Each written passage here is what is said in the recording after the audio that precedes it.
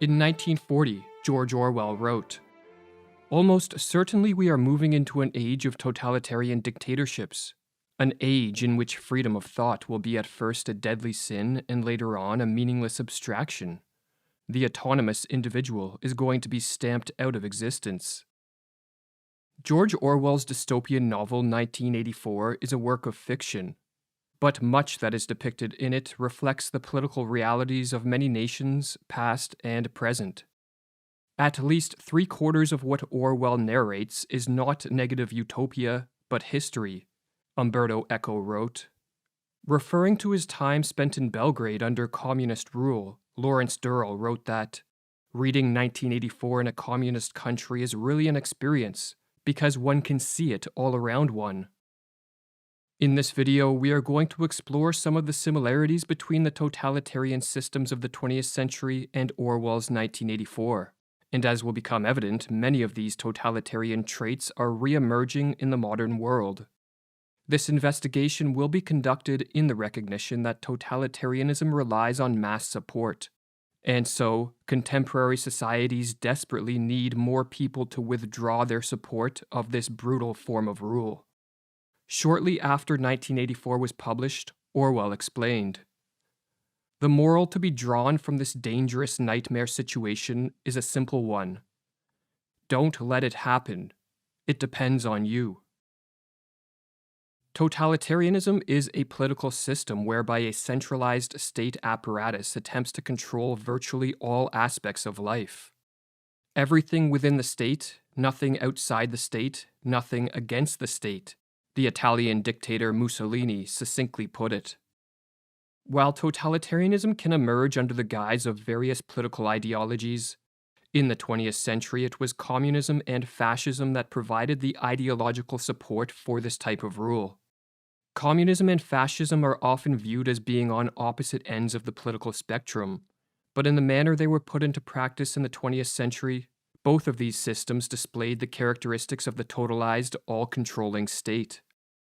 Both used force and propaganda to attain power, crush economic and civil liberties, smother culture, partake in mass surveillance, and terrorize the citizenry with psychological warfare and eventually mass imprisonment and mass murder. Speaking of Stalin's communist Russia and Hitler's Nazi Germany, Orwell explained, "The two regimes, having started from opposite ends, are rapidly evolving towards the same system, a form of oligarchical collectivism. In the communist and fascist political systems of the 20th century and in 1984, the totalitarian regime maintained a tight grip of control on the populace through the use of manufactured fear. Totalitarian leaders, whether of the right or of the left, know better than anyone else how to make use of fear. They thrive on chaos and bewilderment. The strategy of fear is one of their most valuable tactics." In 1984, continuous war between the three superstates perpetuated this state of fear. It was not important who was at war with who, or who was allied with who, as this was changing all the time, and the point of the war was not for one superstate to conquer another, but for all three superstates to work behind the scenes to create the conditions of terror that would enable them all to institute totalitarian controls within their own borders. Constant surveillance of all of the citizens was an additional tool in the arsenal of the totalitarian regime of 1984. Surveillance not only allowed for more effective overt control of the citizenry, but it also induced paranoia, which made it less likely that any citizen would even dare step out of line. This surveillance was achieved, firstly, through the technology of the telescreen, which was installed in everyone's home and throughout the streets, and as Orwell explained, the telescreen received and transmitted simultaneously. There was of course no way of knowing whether you were being watched at any given moment. It was even conceivable that they watched everybody all the time. But at any rate, they could plug in your wire whenever they wanted to.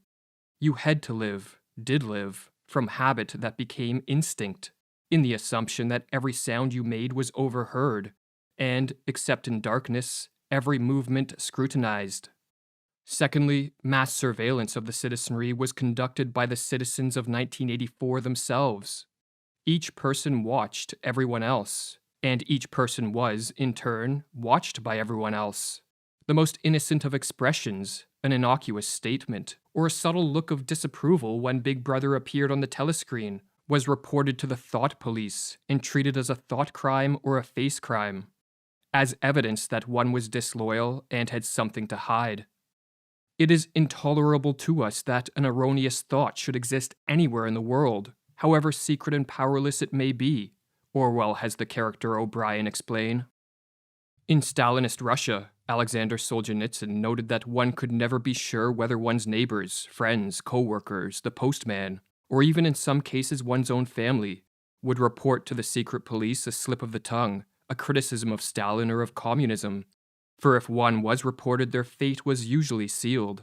The police would knock at the door in the middle of the night, and soon after one would be given the standard sentence of a tenor, that is, 10 years in the slave labor gulag prison camps. This form of surveillance created social conditions wherein most citizens adopted hypocrisy and lying as a way of life, or as Solzhenitsyn explains in the Gulag Archipelago. The permanent lie becomes the only safe form of existence.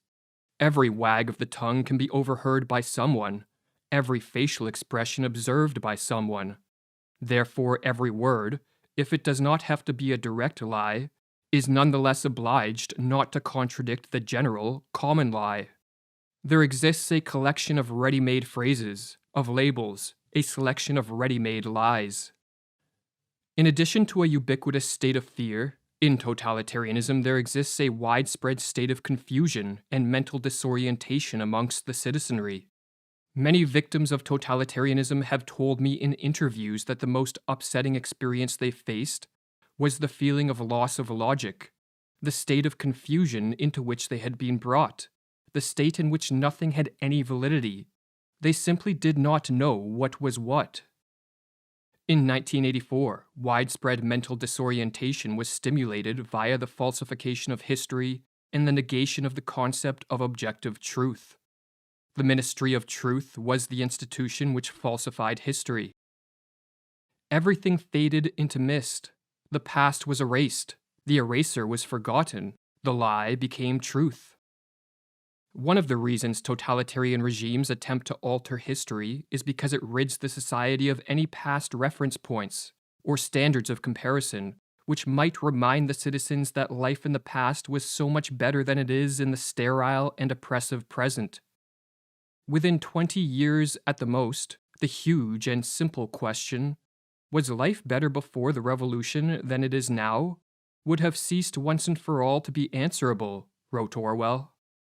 But another reason history is falsified by totalitarians is to ensure there are no historical roots to which the citizen can anchor and find truth, sustenance, and strength.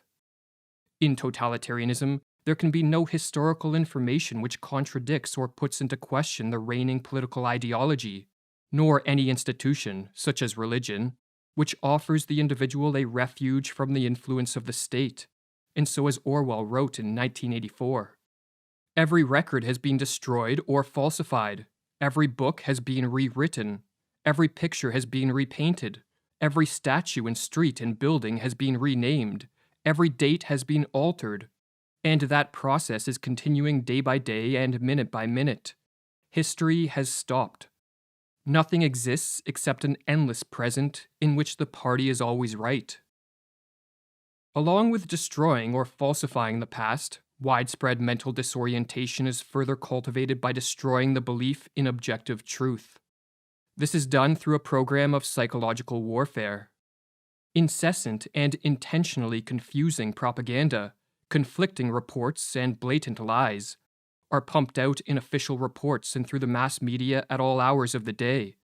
What is said today has no bearing on what may be said tomorrow, for as Orwell explained, the totalitarian state sets up unquestionable dogmas, and it alters them from day to day. It needs the dogmas because it needs absolute obedience from its subjects, but it cannot avoid the changes which are dictated by the needs of power politics. In 1984, for example, the Ministry of Plenty put out a bulletin that they were increasing the chocolate ration to 20 grams a week. Orwell writes, And only yesterday, Winston reflected, it had been announced that the ration was to be reduced to 20 grams a week. Was it possible that the citizens could swallow that after only 24 hours? Yes, they swallowed it. Was he, then, alone in the possession of a memory? In addition, contradictions, hypocrisies, and lies form the foundation of the totalitarian ideology. The totalitarian system presents the enslavement of the individual as his or her liberation. Censoring information is called protecting the truth. The destruction of culture or the economy is called its development. The military occupation of other countries is labeled as the furtherance of freedom and peace. In 1984, the Ministry of Peace instigated wars, the Ministry of Truth manufactured propaganda, and the Ministry of Plenty created shortages. On the enormous pyramidal structure of the Ministry of Truth hung the words, "War is peace, freedom is slavery, ignorance is strength." The official ideology abounds with contradictions even when there is no practical reason for them, Orwell explained in 1984. These contradictions are not accidental. The purpose of this all-encompassing program of psychological warfare is to bewilder the mind of the average citizen. For when the citizen is bombarded with contradictions and lies and lives in what Orwell called that shifting phantasmagoric world in which black may be white tomorrow and yesterday's weather can be changed by decree, he or she eventually ceases to know what to think or even how to think. The distinction between up and down, fact and fiction, truth and falsity, is not only blurred but loses significance. The belief in objective truth disappears, and the average citizen becomes completely dependent on authority figures to feed him ideas, and thus is ready to assent to lies and to believe the most absurd things, so long as those in the political class deem it to be true. The Soviet official těňផាឌ explained that the true Bolshevik would be ready to believe that black was white and white was black if the party required it. There was no particle left inside him which was not at one with the party, did not belong to it. In an essay titled Totalitarianism and the Lie, Leszek Kolakowski, a philosopher who was exiled from Poland for his criticisms of communism and Marxism, wrote, "This is what totalitarian regimes keep unceasingly trying to achieve. People whose memory, personal or collective, has been nationalized, has become state-owned and perfectly malleable, totally controllable, are entirely at the mercy of their rulers. They have been deprived of their identity. They are helpless and incapable of questioning anything they are told to believe. They will never revolt, never think, never create. They have been transformed into dead objects." In 1984, the main character Winston manages for most of the book to stand psychologically outside the grasp of the party and its leader Big Brother, despite the widespread fear and mental disorientation which swirls around him. "Down with Big Brother," he writes in his diary early in the book. However, after being arrested by the thought police and subjected to re-education, Winston abdicates his reason and conscience and begins to accept the lies. He joins the totalitarian cult and becomes another brick in the wall of the all-powerful state. Referring to Winston, Orwell writes, "He could not fight against the party any longer. Besides, the party was in the right. It was merely a question of learning to think as they thought." The pencil felt thick and awkward in Winston's fingers. He began to write down the thoughts that came into his head. He wrote first, in large clumsy capitals, "Freedom is slavery." Then almost without a pause, he wrote beneath it, "2 and 2 make 5." The struggle was finished. He had won the victory over himself. He loved Big Brother. Some have taken this ending as a sign of Orwell's pessimism, as an indication that humanity is doomed to a totalitarian future. Yet Orwell's motive for writing this book was not to depress nor promote a fatalistic apathy, but to warn and rouse to action as many people as possible. For Orwell understood as well as anyone that in the battle between totalitarianism and freedom, no one can afford to stand aside. The fate of each and every one of us hangs in the balance. Don't let it happen. It depends on you.